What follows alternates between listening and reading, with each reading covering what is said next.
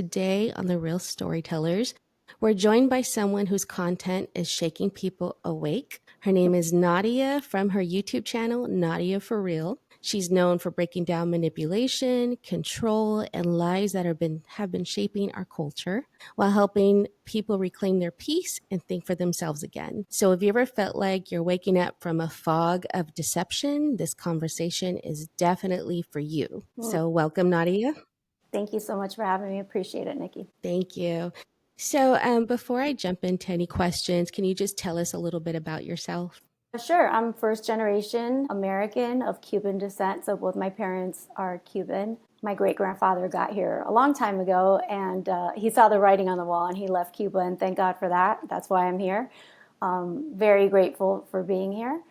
I'm a veteran, U.S. Army veteran. I have a degree in international relations and economics from FIU with a background in psychology. And what else can I say? I write books and I live in New York City. So Awesome. So what are the name of your books? Because I did see one of them. I believe it was called Reframe It. yeah, Reframe It's the newest one.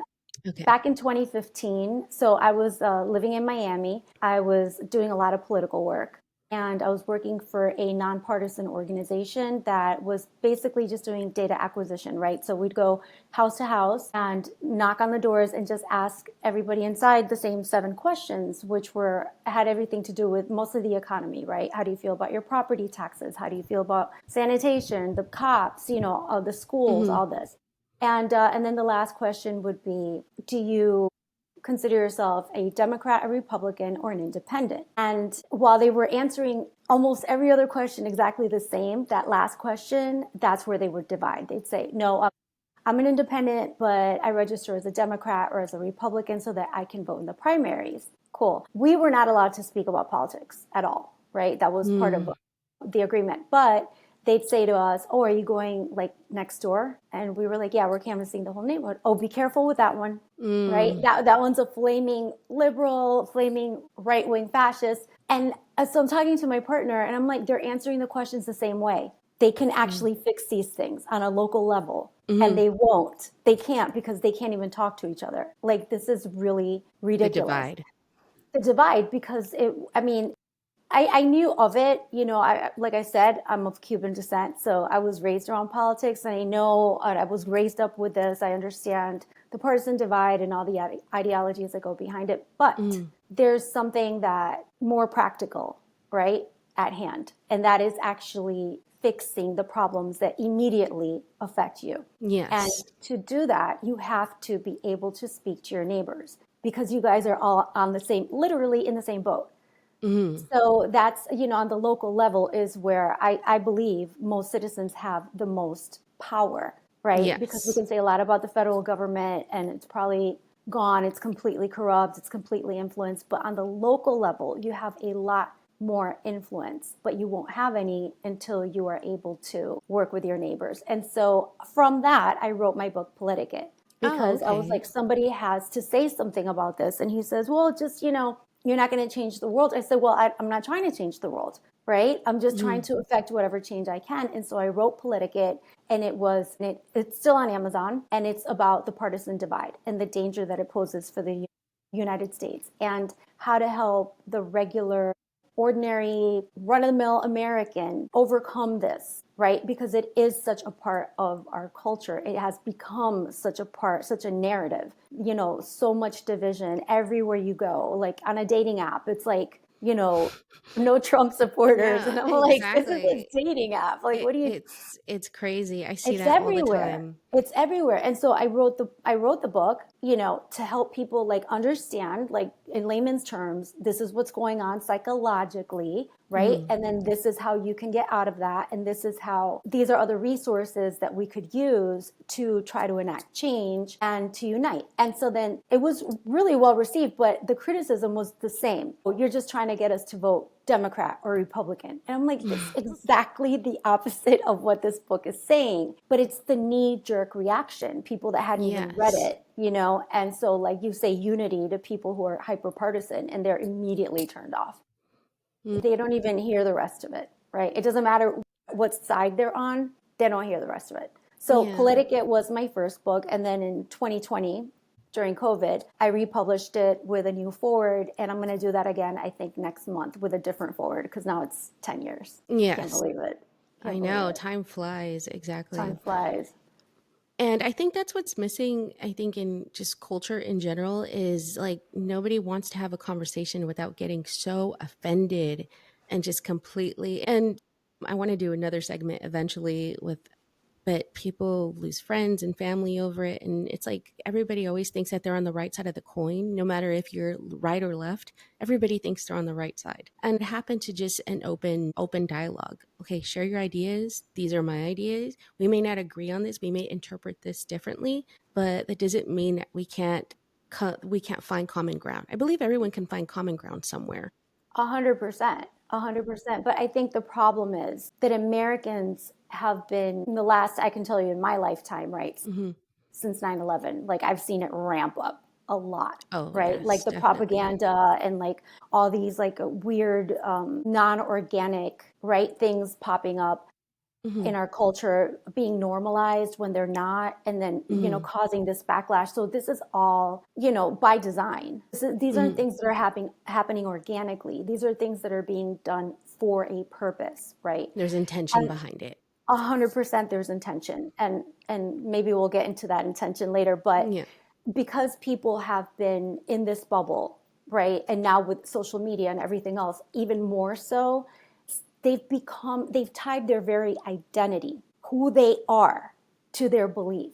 Now, Hmm. normally, naturally, if we look at things, right, you aren't the same person today that you were 5 years ago or 10 Absolutely not. years ago. And you Hmm. shouldn't be, right? Because you Hmm. learn, you grow, you experience, you change your mind. Changing your mind is not only your right, it's the whole point. The point is to grow. The Hmm. point is to acquire enough information so that you can grow as a person. If you have the Hmm. same thoughts today that you had 10 years ago, 15 years ago, there's a problem, There's a right? problem. Yes, You definitely. know what I mean? So, but people, when a person tethers their identity, who they are at their core, to a political movement, to Hmm. a political figure, to a religion, to an ideology, that's where you get this really aggressive, like radicalized, right? Hmm. Hyperpartisanship on whatever side, like you said, any side of the aisle, which Hmm. I'd Hmm. like to just say right now before we even go on, there is no partisanship in the halls of power. Okay, there's Hmm. only power. Partisanship is a ruse. It does not exist. In the halls of power, everyone is working toward the same goal. Why? Because they are funded by the same people. Hmm. So it looks, it's theater, right? So it might look a certain way, but in reality, it's not that way at all. And the sooner Americans can understand this, and I see this all the time because in the comment section of my videos, I'm reading them and they're like, yeah, but if the left, and I'm just like, what else do we have to go? Like, how much more do we have to bear before Hmm. Americans start to understand that these divides aren't real?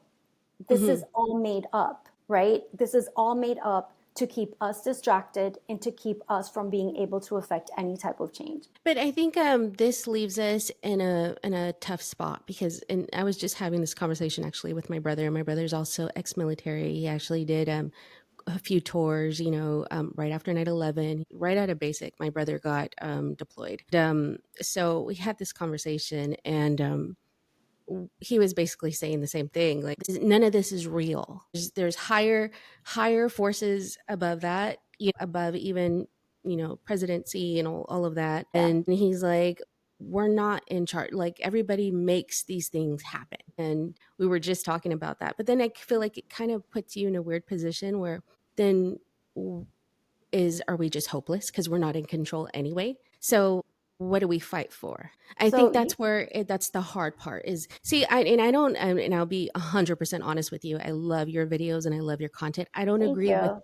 every single thing, but I don't think anybody agrees with everything No. anybody has out there, especially with the whole Israel thing. I'm not blind to corruption. I do see all the corruption. Biblically, that's where it's a little tougher for me because I believe it's all how you interpret, scripture and things like that. But I do believe that there are higher powers above. And in the sense of higher more powerful people with Right. more money that do make things happen. I'm not blind to any of the corruption, other side of the coin. But then, like I said, it just gets a little tough because what do you fight for if we're not in control? If everything's planned and everything is with intention and people are being funded to do things that are, with ill will, for lack of better terms, the fight, what do we have? I think that's the part where I personally struggle with. I think that that's pretty common. I know that fear is a huge motivator, Hmm. and people are easily manipulated if the right buttons are pushed, if the right levers are adjusted. And Hmm. sometimes all it takes is exactly what you said. Well, what's the alternative? And so if the alternative becomes something that's so unpalatable to you, then you'll be more willing to ignore what's happening. Hmm. Right? Psychologically speaking, human beings prefer the status quo to anything else. I mean, Hmm. if you own, this lipstick and I can give you a brand new lipstick, right? If you give me this lipstick, you could say like, well, no, because this one's mine. And that is the Hmm. majority of people. And this has been studied, this has been proven in many different case studies that this is just part of who human beings are. When something is yours, when something is the status quo, most people prefer the status quo to the Hmm. unknown, Hmm. because the unknown, it's It's like, uncomfortable. well, yeah, will I make it? Will I be able to do it? What is it going to cost me?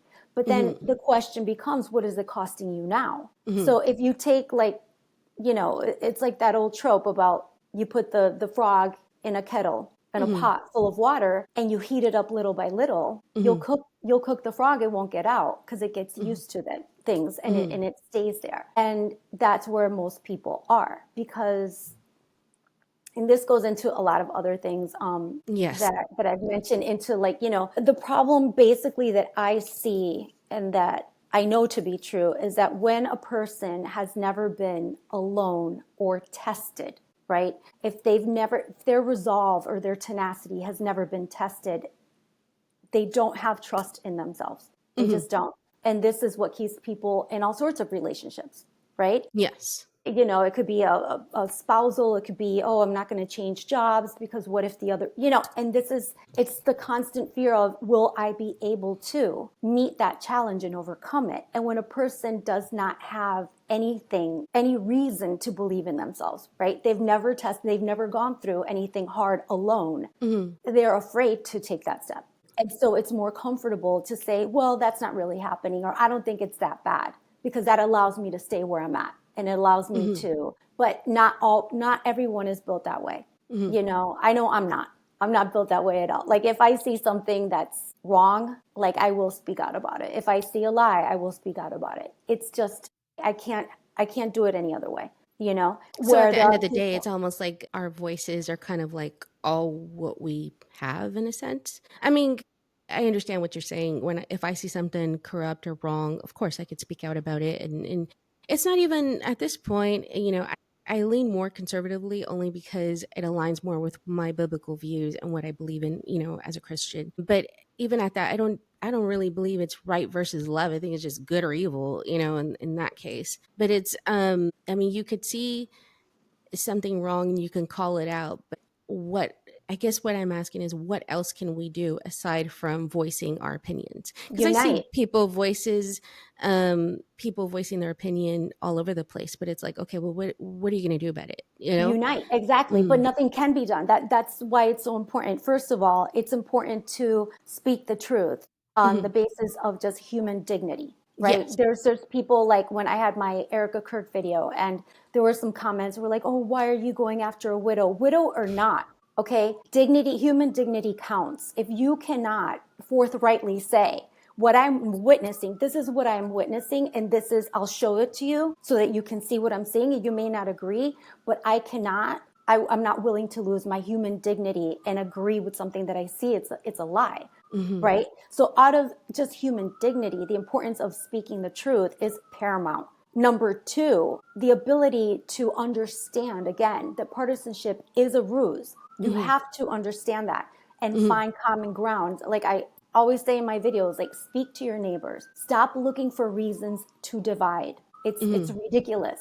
Unite. Once we are more united, the solutions will become apparent, because at the end of the day, Trump is just a man. Netanyahu's just a man, Putin's just a man. These are all just men, right? Mm-hmm. There's no God here. Nobody is omnipotent, right? And a lot Mm-hmm. of what's going on so far as psyops, so far as social conditioning, does still rely on our, submitting to it. Mm-hmm. It still does rely on that. You still, at this point, you still have to submit yourself to it. You still have to go along. Mm-hmm. In 2020, it was the vaccine. Okay, but they couldn't jab people, at least not in this country, Mm-hmm. without just, you had to submit yourself. So Mm-hmm. the thing is to get you to a place where you do this yourself. You walk in there by yourself. And that's Mm-hmm. what's been going on. Like I said, in my lifetime, I can tell you, like, since 9/11, it has ramped up like a lot.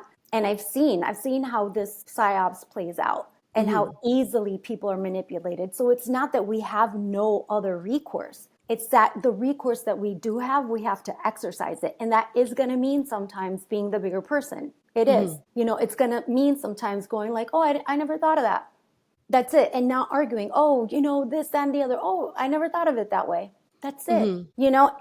Every argument, and people, like you said earlier, losing the relationships with their family. It's just mind blowing to me because your family, for most of us, is all you've got. Like at the end of the Yes. day, it's your family that's gonna be there, good or bad, through thick and thin, and to separate from your familial ties and even friendships that you've had for a long time over something that is not only an illusion, but a straight up device being used against you. Mm-hmm. And you, like, again, allowing that to happen, that speaks volumes to how effective, this fear and all the psyops is. I agree. I agree. I also study psychology. In fact, I'm about to graduate in December, and Congratulations. thank you, thank you. But it has gotten so to that point, of losing family, losing friends, and I see it all the time. I mean, I could post something and then I'll get deleted, or and that's okay. At the end of the day, I mean, everyone has free will, and if that's how they choose to, they want to, oh no, I can't be friends with them, because like I said, it's also a morality issue. People say, oh well, if they believe this, then I can't be friends with them. And at the same time, like you said, we're all in this, and in a sense, I feel like we're puppets almost. It's like A lot of people that's are. A lot yes, of people definitely. are. You want that social, like, human beings, we are social animals, right? And Hmm. in our primary brain, this, like, being part of a group is important to our survival. And it's something that hasn't left us and probably never will because it's so ingrained in our neurology. Yeah. And so seeking out the group and the tribe and the herd and the safety of the herd is very important to some people. And to most people, if they can get that type of security from agreeing, we're talking about, like, let's say, I don't know, just someone that's been marginalized somehow, right? Hmm. And they get to college. This is usually when it happens. They get to college and they're on their own for the first time. And let's say they were always picked on in high school, but now they're in college and nobody knows them. And they begin to become aware. Well, if I repeat this, right, then will have a group to back me up, a group that I belong to. I won't be by myself anymore. And so Hmm. this is very enticing to people, but it's not just college aged kids. It's also adults. It's also, middle aged people. Like, it's important to many people. It's important to belong. And I feel like a Yes. lot of people have never stood on their own 2 feet by themselves, right? By Hmm. themselves and been tested to the point where they know. Hmm. Your brother will tell you, like, coming out of military life back into civilian life is a huge culture shock, Of course. and for soldiers, it's always been like, I know when I first got out, I was like, ew, everything disgusted me about civilian life because people were like hiding from the rain. And I'm like, Hmm. rain? It gets harder than that. You know what I mean? Hmm. Like, that's Hmm. water. It's not shards of glass. And Like you life is going think to get your life is bad, like you haven't seen anything. right. If you can't handle rain, you're not going to make it. You just aren't going to make it. Hmm. When shit hits the fan, you're not going to make it. And it's just like that weakening. And you know, in a lot of ways, it's I wouldn't say elitist, but it's just you can't help but to feel like that as a soldier, right? As a military, as a service person, you can't help but to feel that way, like how soft most civilians are. But I don't think they were always like that. I think it's No. become worse since, like I said, 9/11. People have become less able to stand up for themselves, less willing. Everything scares them, everything offends them. It's like, what is going on? These are not Hmm. organic phenomena. This is No. something that's actually being done systemically and with an agenda. Yes. So I know I strayed. You talk a lot about seeing through the noise of the culture. What moment in your own life made you question everything around you where you woke up? Right. So that I can tell you exactly when that was, when I moved to New York City. So I was born and raised in Connecticut, and I don't know if Mm-hmm. you know anything about Connecticut, but it is very liberal, right? And why? Well, first of all, because wealth brings a certain level of comfort Mm-hmm. because you're away, right? You can have all the ideology in the world because you don't have to live with the repercussions of it. Mm-hmm. Then I moved to Miami, and from Miami, I came to New York City. Once I had to rub elbows with the repercussions of certain ideology, I was like, yeah, no, this does not work. You know, I remember being a kid, and like I said, grew up in a Cuban household. And Cubans are, at least Cubans of my grandparents' and parents' generation, are conservatives. Mm-hmm. And so I'd get into these arguments with my mom and say, you don't know, the world is a different place. People are different now. It's Mm-hmm. not like when you, and my mother would just look at me and she'd say, you're going to find out. You're going to find out what the real world is. And I Mm-hmm. did. And once I saw it for myself, I was like, yeah, this doesn't make any sense. And then when I went to university, I understood more about economics and like the effects of certain policies, well-meaning or not.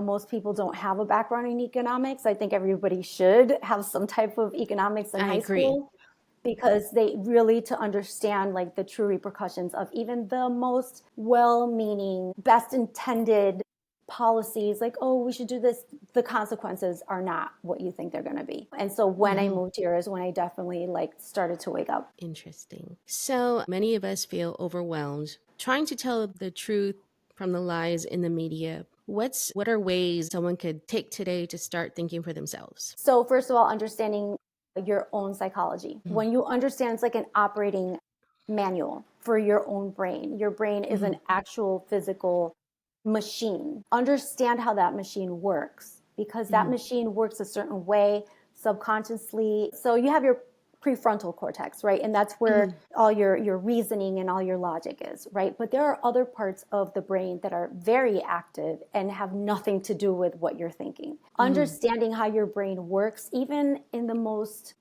shallow way, will at least give you an understanding. Whenever you hear anything, first of all, shut off the news. That's number one. Like, who's Mm-hmm. lying? They all are. So that's Yeah, number one. You have to accept it. Whenever agreed. you feel, right? Whenever you feel fear, listen and ask yourself, if this was being told to me by, say, my romantic partner, if they were like, oh, you don't, or let's say a stranger on the street or my boss, like, would I be like, oh my God? Or would I be like, no, there's an agenda here. Mm-hmm.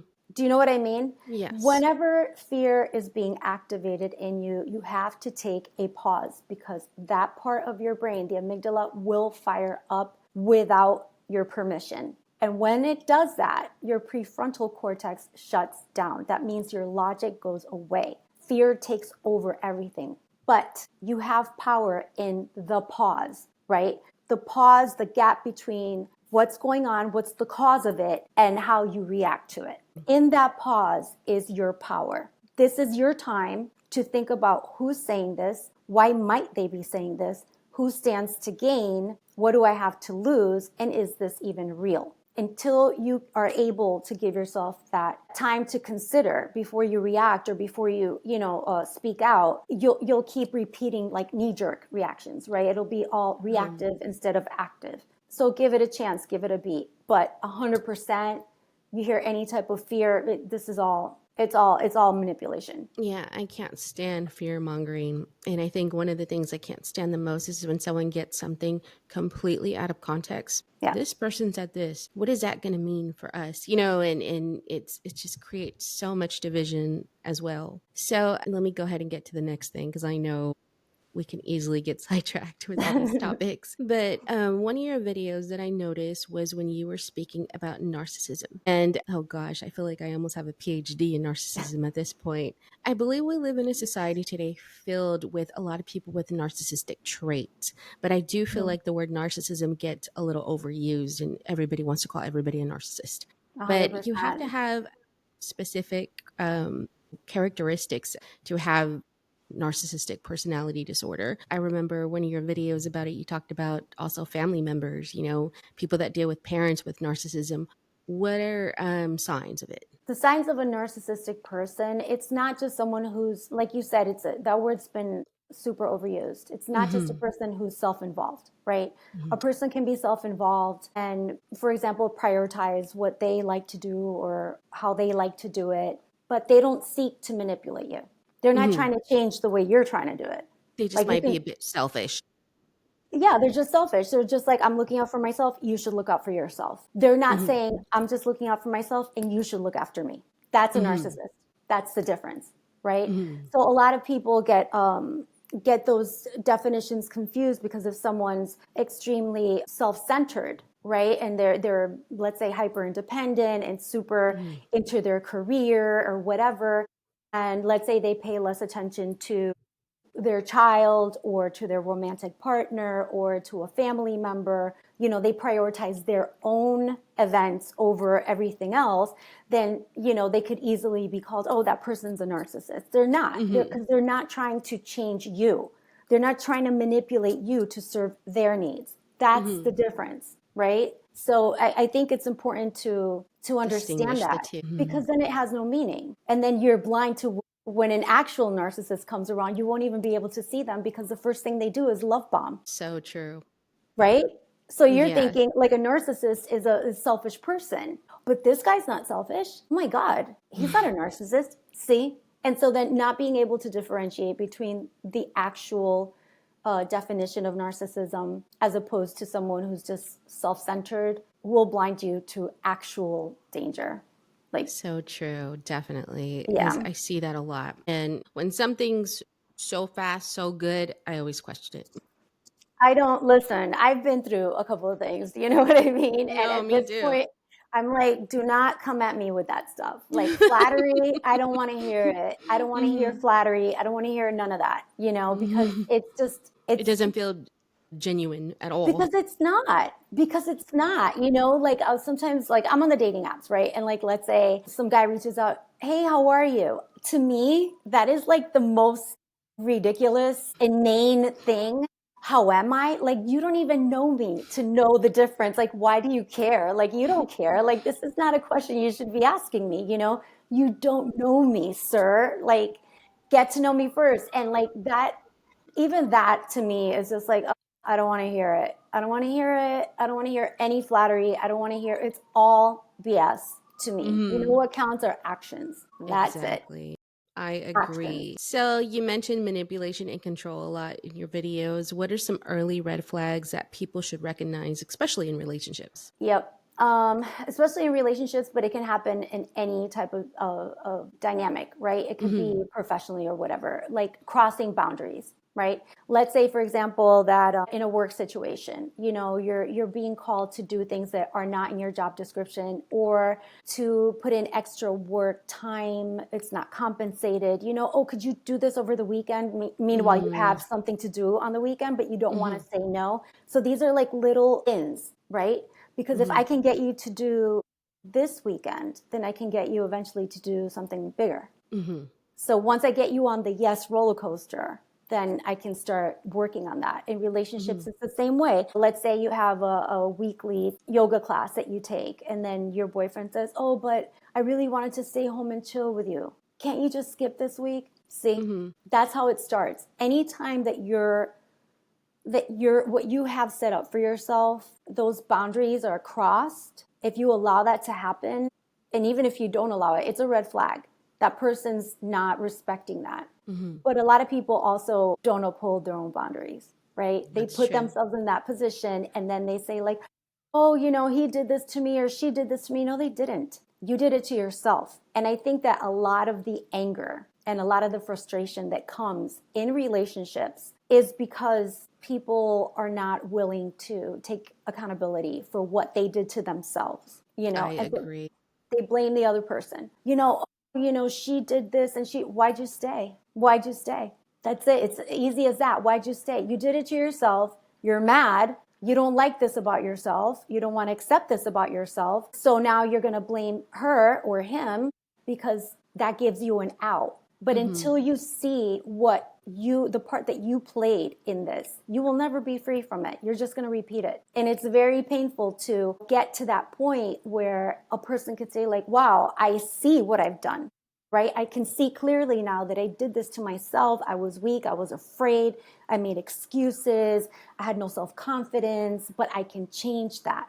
And that's when everything in your life changes, from that type of self-awareness. But if you don't hold your own boundaries, if you don't respect yourself, it's going to be that much harder for you to see how you participate in Mm-hmm. all of this manipulation. Like I said to you before, yes, the powers that be and there's money going around, but it still depends on our cooperation. Yes, I agree. As a matter of fact, one of the most profound analogies I saw, I don't remember if it was on a Facebook page or what, but a woman had wrote, "Here's an analogy for you. This person keeps stepping on my toe constantly. Finally, I decided to move my foot." Like, so simple. Why do you keep having your foot out there for them to But step on it? but Right? Nikki, there are people who will cut off their toe. That's the other thing. There are people that will Mm-hmm. cut off their toe so it won't happen, Mm-hmm. because they think So that that's true. going to save them. This goes back to what we were talking about earlier, where you were like, Mm-hmm. what are we supposed to do? The status quo, once you cut off your toe so that that Mm-hmm. won't happen anymore, the next will be, the rest of your foot. It's not just Mm-hmm. going to stop at your toe. Mm-hmm. So cutting off your toe to avoid that, it's not going to save you.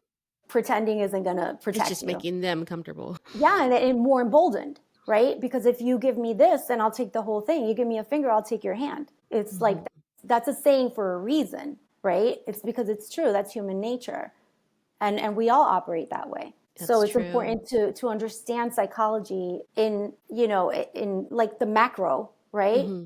Individuals can have like different perspectives or different mechanisms, different neurology, or some type of aberration, right, that will make them Mm-hmm. act a certain way. But at the end of the day, like, that's all true for all of us. That's why these sayings exist, because we can, in the right situation, all of us act this way. And so Mm-hmm. it's important to know that about the people that you're dealing with, whether it is a romantic partner or a politician or your boss, Mm-hmm. or your subordinates. Like, they're just people, and understanding the psychology of human beings is like, I don't know, and also, like, it puts things in perspective for you as well. Mm-hmm. There's a lot of this fear, but I'm just like, but it's just a man. Mm-hmm. At the end of the day, this is just a human being, and they don't have any more power than anyone else, because we're all mortal. And that's Mm-hmm. true for all of us. So Very we have a true. lot of, and so we have to keep that in mind and just whittle it down to its common denominator, put things in perspective. I agree. And then at the end of the day, I'm just like, God, it's in your hands. But at the same time, I know He gives us free will to exercise as well. So Yeah, to I'm a do our part. Catholic. Yeah, and Mm-hmm. I do believe that. Like, you can't just lay everything off on God. Like, there are certain No.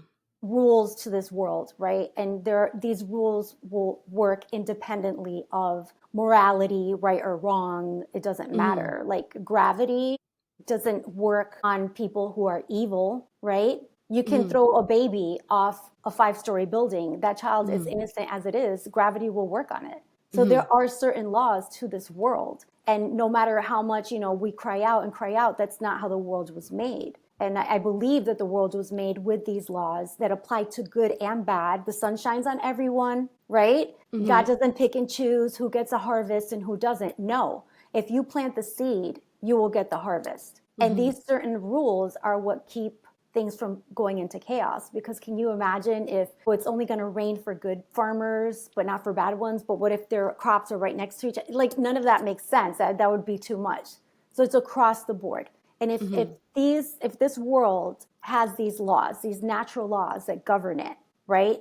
Then we work within those natural laws, understanding those laws and understanding each other so that we can affect the change that we want to see. I agree. I believe at the end of the day, we do have free will and we have it to exercise. I don't believe in just standing still. And I don't believe in not to voice your opinion. I don't think that people shouldn't stand up for what they believe in. I think that's very important. I think God gave us that free will as well to make things happen because we are only human. But at the end of the day, I do think God is the entity that is in control of everything. But I think people sometimes do forget that he also gave us free will to exercise our ability. And some people are called to have a purpose, that are supposed to create change and to lead and things like that. Well, it's the parable of the talents, right? Like, what did you do with what I gave you? At the end of the day, that's going to be the question. I gave you so many blessings and so many gifts. And what did you do with it? What did you do with them? You waited for me to what? Like, I gave those to you, and then I gave you my son and everything he taught you, but still that wasn't enough for you. Like, there's a limit. You know what I Yes. mean? You could say, oh, God's in control. Okay, but to a point, God also expects you to do certain things. You can't just lay back and say, like, oh, No. I don't know what to do. It's up, Jesus, take the wheel. Jesus took the wheel. I think Jesus has done enough. You know what I mean? Like, he literally gave up his life in the most horrific death imaginable. And that's still not good enough? Like, come on, you got to be kidding me. Yeah, I Like, agree 100%. Yes. like, And the people in the Bible didn't just sit around and wait for God to move. no, Yeah, exactly. you have to show, like, I don't know. I have my own beliefs, like I said, I'm Catholic. I see the cross and, I had somebody once ask me to have a beautiful cross, which I lost. And they asked me, oh, why do you wear that? It's like a symbolism of death. It's a symbol of death. And I said, no, it's not. It's a symbol of duty. It's a symbol of strength and tenacity and fearlessness. It's a symbol of a young man, a very young man who had a large following, who could have had probably anything he wanted. He could have started a revolution. He could have done a million things, but he didn't. He laid down his life to prove his point so that we would still to this day learn what he came here to teach. And that type of duty and tenacity and strength is what reminds me, like, get up. What are you doing? I gave you all these gifts. What have you done with them? And I don't think, for Christians, I think that's a very important question that they should ask themselves instead of just relying, on God. Faith without action is dead. A Christian that is, a follower of Christ and believes in the Bible, I think they do believe that too, that they need that, you have to create action. I do believe that. So what's your advice to people that have toxic family dynamics? So say you have a toxic parent, toxic mother, toxic father. In your perspective, do you just kind of cut them off? What's your advice on dealing with that? Because that's actually a hard one. It is a hard one. First of all, you have to get to a point where you can accept what happened. You yourself have to accept what happened, because a lot of kids blame themselves or they excuse it, right? You have to as a child. It's part of how you're going to survive it. You won't be able to survive it unless you're able to do that. But as an adult, you know enough to know, like, that wasn't right. It wasn't normal. And so you have to call it out. That's the first thing. The second thing to do is to understand that you were not the cause of that. They were already like that. You didn't cause them to be a narcissist. Nothing that you did or said could have changed it or made them that way. You are not to blame. You cannot change it even today. You didn't make them like that, and you can't fix them. It's not your job to fix them. A lot of kids that were raised by narcissists express, like, I feel so much guilt, like, how can I say this to them, or I would be abandoning them. And that is common because narcissists raise their kids with a great deal of guilt, right? And it's like, oh, how could you say that to me? I'm your mother. Or why would you say that to him? He's your father. And it's like all of this guilt where the person is never held accountable for anything. But as an adult, it's important that you do, even if it's only to yourself. And it doesn't necessarily mean that you have to cut them off completely, but you do have to have a space, right? A separate Boundary. emotional boundary to protect yourself. And that doesn't mean that you're abandoning them. It means that you're protecting yourself. And I tell so many of my clients, I've always said the same thing. The first thing I want you to do is take a picture of yourself from when you were a kid, your favorite picture where you're by yourself. I want you to blow it up and I want you to frame it. And I want you to put it somewhere where you can see it every day. And I want you to talk to that child because that child is still very much alive inside of you. And that child deserves your protection. That child deserves your attention. It deserves you to honor them and to not allow others to hurt them. Once upon a time, they depended on your parents, but now they have you. And it's important. And let me tell you, Nikki, I've yet to find a person who has not been deeply affected by doing just that simple, simple thing. Because once you can remember, you can see that little kid. When someone talks to you in a certain way, or when someone tries to manipulate you, or when someone tries to hurt you, you remember that child and say, no, I'm not allowing that. I'm not allowing you to talk to her that way. I'm out. And it's important. It's important to have that boundary. And yes, it takes time. And yes, it takes a lot of introspection and work and willingness, but it's totally worth it. And I have seen cases where the narcissistic parent understands that something has changed. And it doesn't mean that they change like 100%, they do a 180, but their behavior has changed because they now know that to have their child in their life, they're going to have to make changes and whether they like it or not, but they do make them. I've seen that happen with my own two eyes. Keep hope alive. There's a way. I agree, because even though there's not like some magical cure that cures narcissism, No. I do believe that you can change the dynamic in the sense of like they know, oh, I can't guilt this person. And it's kind of sad because in a sense you have to kind of disconnect emotionally from it. Especially from a family member or anything, you have to disconnect yourself just emotionally. And that bond kind of becomes a little bit vague, but it's necessary because that's always going to be a thing when they make you feel guilty, and it's hard, especially with a family member. And I think one thing that always sticks to me is when you're little, have a parent's voice kind of becomes your inner voice. But when you become an adult, you hear it. You can literally hear that inner voice telling you that you're not enough or you're not good enough. And it sounds like a parent. And I do believe that's why my son has severe autism, but even I'm mindful of the way I talk to him, even when I'm frustrated. Because I know that's what it becomes. It does become your inner voice. And It so really it's, does. That's something I cover in Reframe It. So Reframe It, going back to your first question, is my third book. And it's overcoming fear, anxiety, depression, lack of confidence, and PTSD. And so it's not a complicated book at all because it's not a complicated journey. It's a long journey, but it's not complicated, right? It's not easy, but it's simple. Put it like that. And so a lot of that inner voice stuff, it's like questioning, where did I hear that? Who told me that? You weren't born with that opinion of yourself. That's not a natural opinion that you have of yourself. Somebody said that and you heard it, but who was it? And being able to hold that person accountable or going back to that's where it's from. And sometimes it's not your parents. Sometimes it's a teacher. Sometimes it's kids at school. But if you have no other voice to counter that, it becomes your belief system. And your beliefs 1,000% affect your emotions.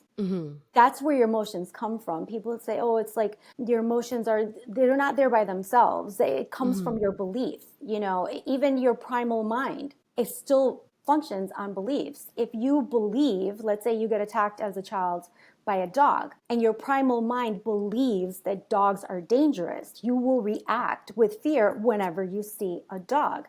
But if your primal mind doesn't associate that with a danger, it won't. Even if the dog is huge, because you're just like, that doesn't matter. It's not a danger. So your beliefs yes. are within your control. Thoughts come and go. You can't control those thoughts, but they also go away. They're like, clouds, right? They drift. Unless you hold on to them, they will not stay with you. But your beliefs are within your control. That's where you can start to make those changes. And to say I believe that I'm a bad daughter if I stop allowing my narcissistic parent to have their way. Mm-hmm.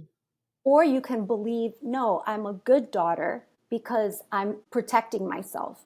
Mm-hmm. I'm a good parent to my inner child and I deserve that. If you believe that, then that's going to change your reactions as well and your actions and how you deal with other people. So if you want to pick up the book, it's on Amazon. And again, it's called Reframe It.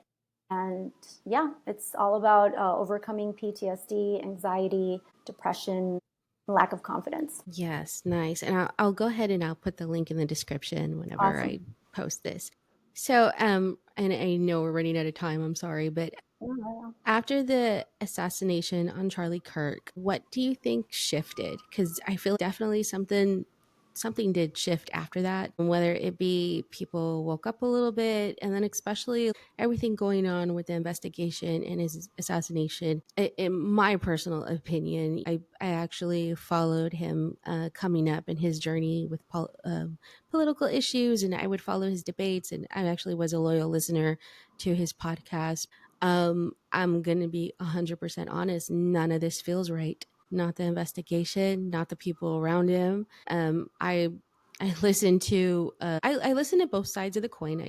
I listen to Candace Owens has been known for speaking out about everything regarding his investigation, and I'm actually a fan of hers too. I don't agree with everything she speaks on, but when it comes to this investigation, I just feel like she's right. None of it feels right at all. So what's your take on that? Because I did see your video, the Erica Kirk video.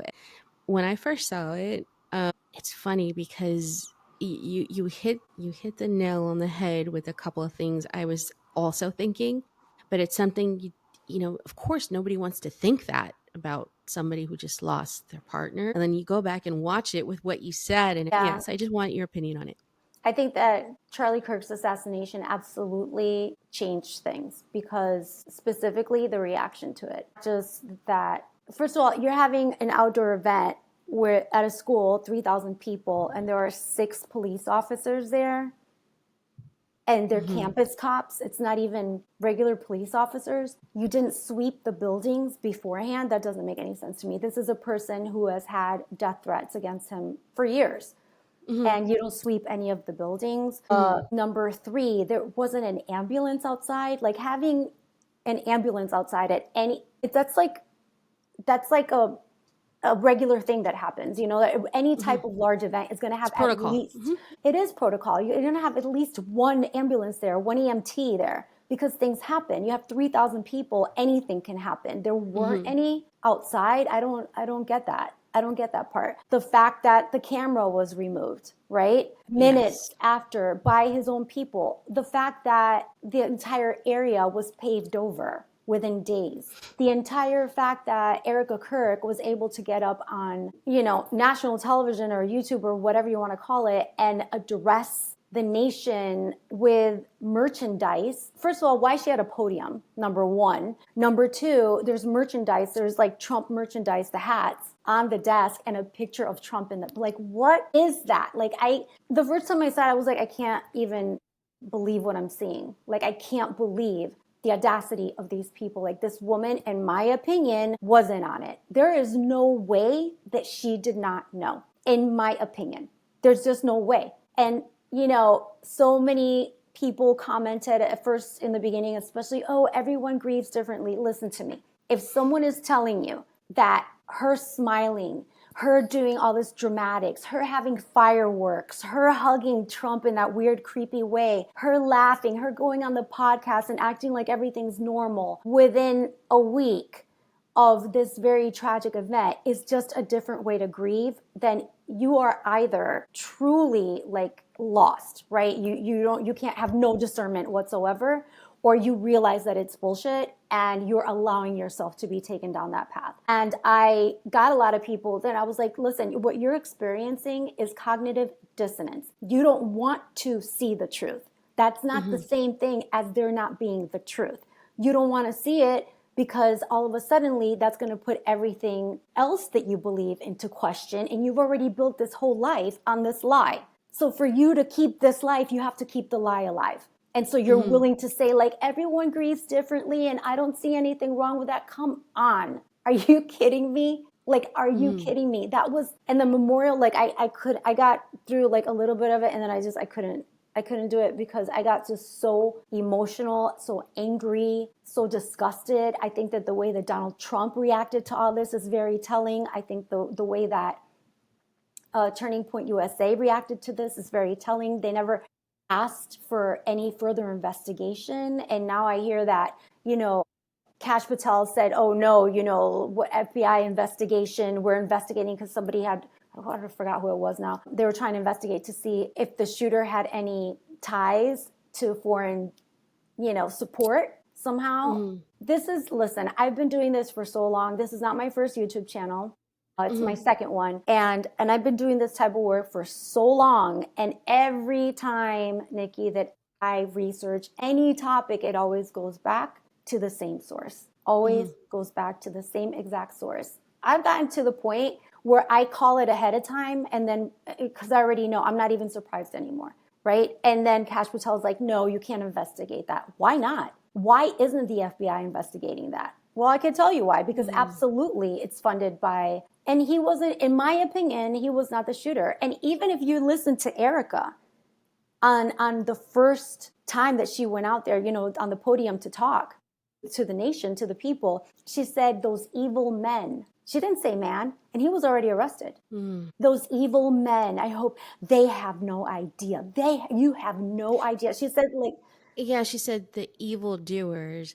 And then at first I thought maybe she was speaking about collectively, like the people that mocked his death and the people that, like, I don't know. I guess I took it like collectively at first. but okay, fine. But who's the collection? So it wasn't just a lone shooter. I mean, she said it, evildoers. That's plural. Like we can't change her words around. We can't make up words for her. We can't say, oh, no, but I mean, like, I think I took it as collectively, like the evildoers, like the people who wanted it. I don't know. I just took it more like she was speaking like to the liberals who were mocking his death, and like I took it like collectively. But I do get what you're saying. When she specifically said, evildoers, they don't know. You don't know what you've done or whatever. Right. You don't know what you've done. She repeated that like 10 times. And she clearly said evildoers. And that guy was already arrested. I do not believe that he is the shooter. And I've seen a lot of conflicting. I don't either. And when I first was looking at things, and I got to give props to, like I said, I don't agree with Candace on everything, but the way she's handling this investigation and putting things together, I think I'm more bothered by I guess because his closest circle aren't as mad as her. Like they're not speaking out the way she is about Why do you think that might be? Yeah, well, in my personal opinion, I want to be clear about that, my opinion, because obviously we don't know all the facts. We could assume the facts. We don't know. Yes, and I definitely you didn't do. reach It doesn't this feel age right. for no reason. I mean, hopefully we have discernment. God gave us discernment. Use it. So for God's sake, use it. Yeah, and with the discernment, none of this feels right. Everything feels very set up. Even the guy that said, "Oh, I'm the one who did it." I forgot that old man. Zen. So That that's was another thing. yes. So explain that. That just feels like MK Ultra. It just feels all messed up. Like there were so many distractions. The thing with the gun, listen, if that caliber, I forgot now, the caliber that they were set at first that was used in the shooting, if that had been the caliber used, they would have blown his head off. Okay, that caliber would not have produced that exit wound at all. They would have blown his head off. It wouldn't have been like what did end up happening. Now, was it the lavalier mic? Was it this? I don't know. We'll find out. And I think that there are a lot of people that are very much dedicated to finding out what happened. And I think that I agree. That has been very unifying, because I think that people, regardless of what they used to think or whatever they think about each other or whatever, this is one thing that we're all agreeing on. This is beyond the pale. Regardless, I agree, because I feel like people are all over the place regarding right versus left, even everything, but everyone says this just doesn't feel right. And this is how we have to see things. This is the point. This is my point. We have to see things this way. We have to stop making excuses for the people who are doing this, because this is how they thrive. Their only ability to do this stuff is because we will take a side. They know that they will have a group of people that will support this and that will spread this propaganda far and wide to get support for it and radicalize people that are maybe, on the fringes or whatever, and get them to do God knows what. We have to stop this. We cannot afford, I know Americans love their sports, but we cannot afford this game. We cannot afford to play this game anymore. We can disagree on transgenderism or gay marriage or whatever. We can disagree on that, because those things don't matter as much as our rights do, as our basic rights, because without our basic rights, none of that other stuff is going to exist regardless. Nothing's going to exist. So this is why it's so important to me on my channel to speak truth to power, to uncover these things, to get people thinking a different way, to question everything. I mean, there was a pastor, some evangelical pastor, I forgot his name now, Tony something, and he put it up on X, and he was like, oh, this was my response to Candace Owens, and like basically saying like, God doesn't want you to question. And I'm like, what Bible is that? That's not what? That's And to like me, a cult. it's very telling too when somebody could speak on a pulpit using God and to speak ill about somebody. I mean, that alone. I mean, you're speaking to a congregation, telling them not to follow this person, don't watch it because this person's stupid. Like, whoa, Why? yeah, no, that's Why? insane. If that person is so stupid and that person is so wrong, right? And your point is to show your congregation and to lead them to That the they're truth, stupid. Yeah. then you should tell them, you should watch her so you could see what I'm talking about, right? Because then it will be apparent, right? Then it will be basically apparent to your congregation that, wow, yeah, she is nuts. But what he knows is that if they watch, they're going to understand that it is important to ask questions, that there are a lot of questions, a lot of things aren't answered. And there's a reason for that. There's a reason for that. And in my opinion, they're all in it together. This is a huge operation. There is a meaning to that. And actually, I am going to cover Christians United for Israel in my next video. So I've been researching that for about 2 weeks. And that's the next video that I'm going to be shooting and posting up probably on Sunday. Oh, okay. Okay. And I will watch that. And like I said, I'll be 100% transparent. I don't agree with everything on the whole Israel front. I do understand the corruption behind it, and I'm not blind to it. But scripturally, that's where I have issues with. But I know we don't have time to dive into that, but I would love to, I would love to hear your take on things and, Well, put, actually, Nikki, I have an upcoming interview with okay. Rabbi Weiss. Do you know him? No. Okay, that's going to be very interesting to you. He's actually an anti-Zionist. And he breaks down biblically. This is what's funny to me, right? When all these Christians are saying, no, because, in the Old Testament, and here's a rabbi, and he's going to break it down for you. Because he's like, that's not what that says. It's all in interpretation because yes, the Old Testament, but I'm actually talking about that people get wrong with New Testament, Oh, what like it says in there. Revelations? Well, Revelations, but not just Revelations, also just the interpretation of about the New Covenant. I said it's all interpretation. Some people interpret that the New Covenant as excluding Israel, not just including the Gentiles, but excluding Israel, not blind to the corruption upon it. I just feel like God does have a redemptive plan. But I will tune in for that. I will definitely look at the podcast with your interview with the rabbi. But also too, if this episode could plant one seed in listeners today, what would you hope it grows into? I hope it grows into speak truth. Pick up let me see how I phrase this. Grow a spine. How about that? Grow a spine. Stop fretting and hawing and all this. Okay. Come to terms with your mortality. You are going to die someday. Could be today. I don't know. Come to grips with that. Nothing in this world is permanent. And stand up and do your part. This is a great nation, but it depends on its people in order to survive. Take that to heart. No one's coming to save us. No one's coming to save us. There's not a magic fairy that's going to come. No, we have to do this for ourselves. And I think that there has been so much blood, sweat, and tears shed so that we can stand here today with all of our rights and freedoms and opportunities and everything else, that we kind of owe it to the future generations to do the same. I agree. It's awesome. And anything else before we close out? No, subscribe to my YouTube channel, I guess. Nadia4Real. And if you do pick up the book, whoever out there is going to pick up either Poetic It or Reframe It, please let me know what you think. Send me an email, good, bad, indifferent, whatever. Send me an email. Let me know what you think, because I love to get feedback on the books. Great. Awesome. And thank you so much for your time. I really appreciate it. Even though, Thank like I you, said, Nikki. even though I don't agree with everything, doesn't mean I don't find your work amazing. I love that you speak out on everything. Thank you. And I love how transparent you are. And I love that your videos like literally have no fluff. And I do like that. So thank Thank you. you. That's the Cuban in me. Yes. Thank you so much. Bye.